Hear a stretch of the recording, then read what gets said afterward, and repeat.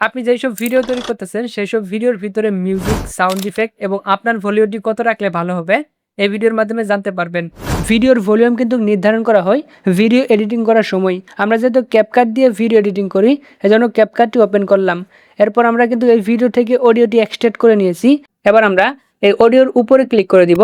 তারপর নিচের দিকে ভলিউম নামে একটি অপশন রয়েছে, এখানে ক্লিক করব। আপনার ভিডিওর অডিওটি কত রাখলে ভালো হবে একটু মনোযোগ দিয়ে শুনেন। 100, 150, 200 বা 250 এর মধ্যে রাখার চেষ্টা করবেন। এর বেশি যদি রাখেন তাহলে কিন্তু অডিওটা ফেটে যাবে, কানে শুনতে ভালো লাগবে না। আপনি যদি হেডফোন দিয়ে শুনেন তাহলে দেখতে পারবেন আপনার অডিওটি কত রাখলে ভালো হবে। এবার তো আপনার মেন ভিডিওর অডিওটি ঠিক হলো।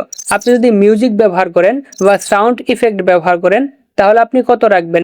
আপনি যদি আপনার ভিডিওতে মিউজিক ব্যবহার করেন তাহলে অবশ্যই 10, 20, 30 এর মধ্যে রাখার চেষ্টা করবেন। আর সাউন্ড ইফেক্টের ভলিউম রাখবেন 50 বা 60। সবকিছু ঠিকঠাক থাকলে বা আপনি যে কোনো ভলিউম যদি ঠিকঠাক করেন নিচের দিকে এখানে টিক মার্কে ক্লিক করে দিবেন, তাহলে কিন্তু সেট হয়ে যাবে আপনার ভলিউমটা।